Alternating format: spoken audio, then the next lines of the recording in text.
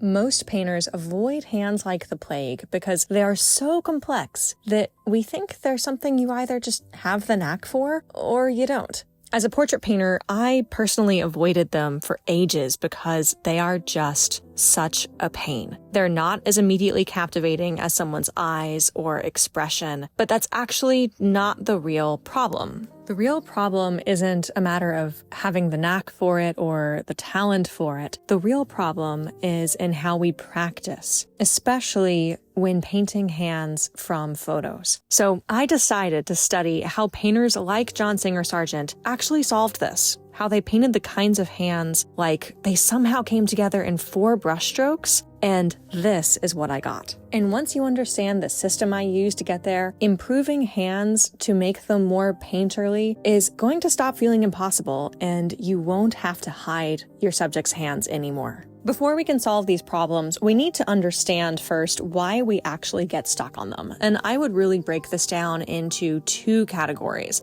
First, hands are just mechanically incredibly complex. We have so many bones and joints and muscles in them. The hand is so incredibly mobile that capturing it is a really tall order. Then, if you pair this with the second real issue, which is that painters will practice, but with no clear system of how to master hands, you're really set up for failure there. And on top of that, most artists paint hands from photographs as their reference. And then you get stuck in this trap of trying to copy every pixel. And here's why that backfires. If your goal is to paint hands in a painterly loose manner, like Sargent would have, then you really need to ignore the bulk of the information that's provided in the photograph. Think of it, the photo has all of these pixels for you to study from. And even if you're not working from a photograph, even if you're working from life and you just happen to be close to your subject enough that your eye can really focus on the entire hand, there is simply so much information there. So in order to get that painterly effect onto the canvas, we have to really understand what information to keep and what information we can simplify or consolidate or just altogether lose. And how do we do this while still staying true to the complex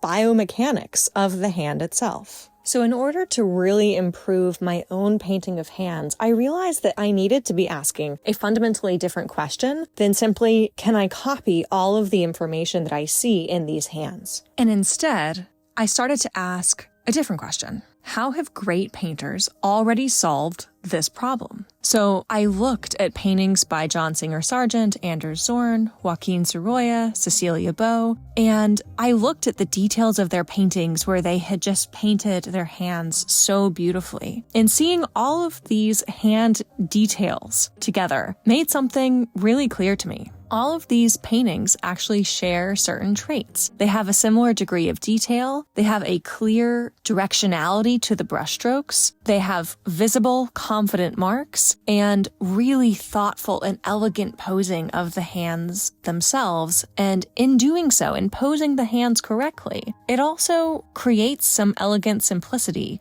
And when we see patterns emerging from the art that we love, one thing that becomes true, whether we recognize it or not, is that there is a system to what makes these resonate with us. And if there's a system, well, we can use it.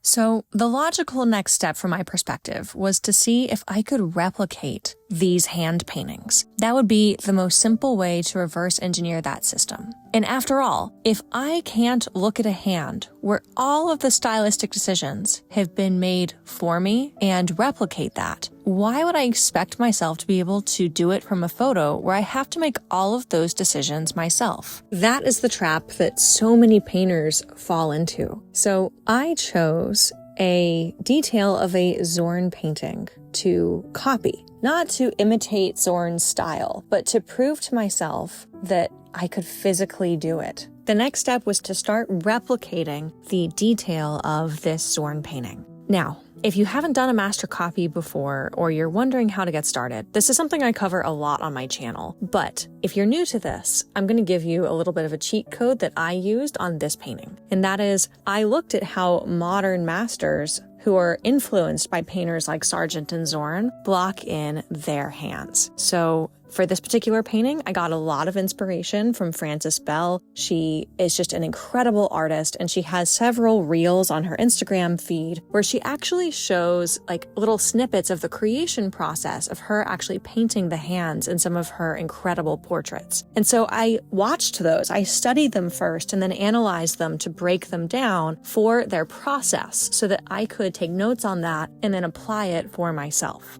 Don't worry, I'm going to distill down the things that I learned though. But it's important for me to emphasize here that I'm not copying her style by learning from her. I am simply standing on her shoulders by trying to understand the sequence that she used so that I don't have to reinvent the wheel when it comes to starting on my painting. I can borrow from the processes that have worked for her. Very similar principle to what I'm doing with these Sargent or Zorn studies in the first place. I am not reinventing the wheel. I am not assuming that if I start from ground zero, that I will somehow be better than Sargent.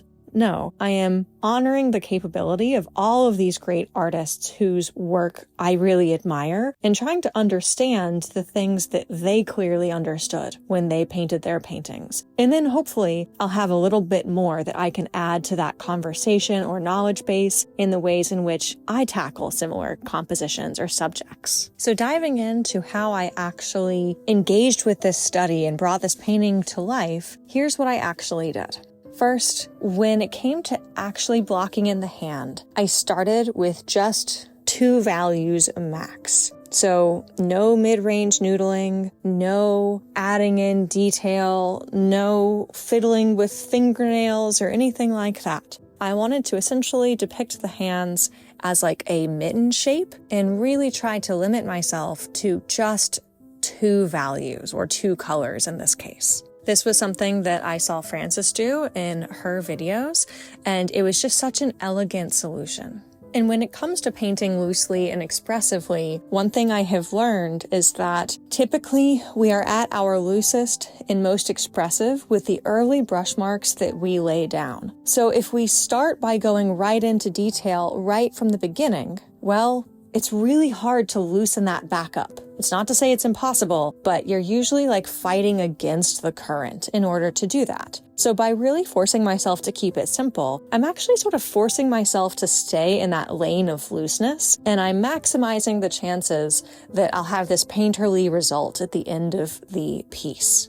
So I blocked everything in as like one mitten shape first because, well, if you start separating those fingers too early, it's really easy to wind up with one of those like Thanksgiving turkey hands. You know, the ones that like a kid brings back from like preschool or kindergarten. It's really cute, but it's not the kind of painting we're trying to make. So I started with one shape and then carefully separated the fingers only when the big shapes were right. That's another really key ingredient for looseness. If you keep things simple and everything is in the right place, it's easier for you to maintain that looseness throughout the life of the painting. But if you start simple and you have to fix things constantly rather than just refining things, well, that's often where tightening up or overworking comes in. Now, in order to do this successfully, I really had to trust the roadmap that Zorn had laid out for me with his painting. So if Zorn didn't paint fingernails, I didn't paint fingernails. If he avoided the facets of the ring that she's wearing, I would avoid them too. If there weren't details of the knuckle painted, I wouldn't paint them either. So if the master left them out, I left them out. But now that I've said that, you might be wondering to yourself, well, I mean, eventually you're going to paint the ring, or eventually you're going to get in a small detail like the fingernail. So how do you know at what stage it's actually appropriate to put that in? And the thought process that I used was a pretty simple one. What I would do as I was painting would be to look for the largest error that I could find and clearly identify in the painting. So for instance, if the entire hand was in the wrong place, that would probably be the biggest error I would see. It would certainly be a bigger error than the ring is on the wrong finger, or I haven't painted the fingernail yet. I would then correct that largest area and then re-ask the question and look for the next largest problem after that. Hopefully, my correction actually fixed the problem, and so I'm moving on to a new area versus kind of rehashing the same one over and over, but we just do the best we can and keep painting.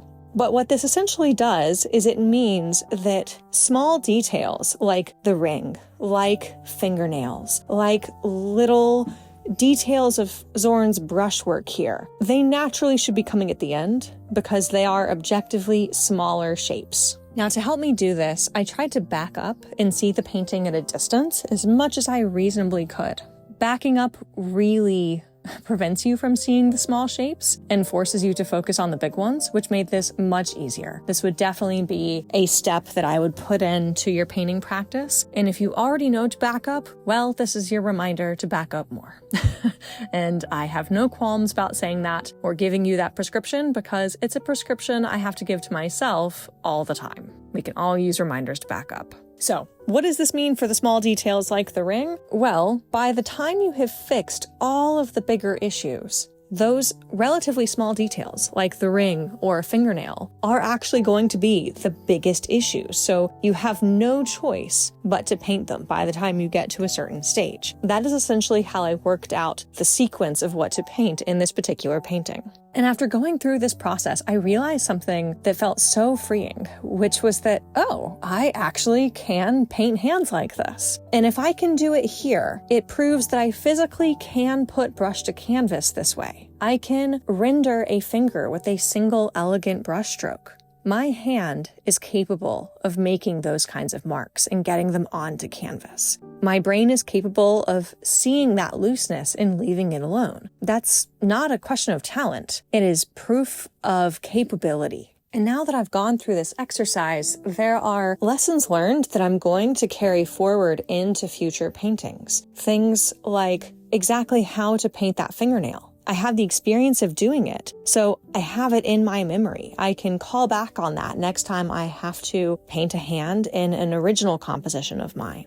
Same thing goes for these really beautiful edges of the fingertips. Zorn didn't get sucked into painting them with these really crisp, hard, overwrought edges. He let the edges kind of feather off at the end. And because I got practice doing that, I now have it in memory that I can call upon next time I am working on this kind of piece. And for me, this is perfect because when I think about the style of artwork I want to create, Sargent and Zorn are among the first two painters who come to mind. So I know that I can safely translate exactly what I practiced here into my own work.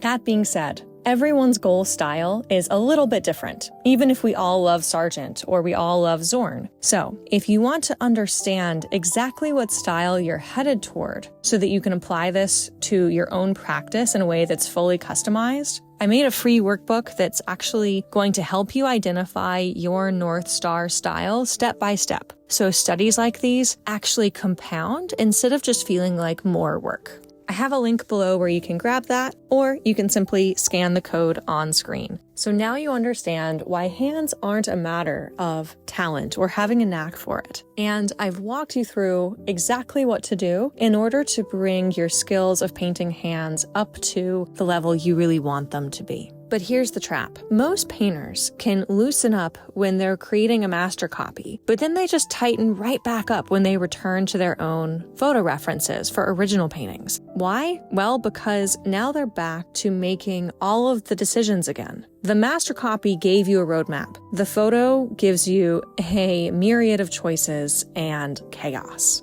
And if you can't carry that looseness into your own work, you'll only ever paint freely when you're actually copying someone else, which doesn't sound that free to me. So in the next video, I will show you exactly why this tightening up really happens, especially in our original paintings, and what to change so that your looseness actually sticks.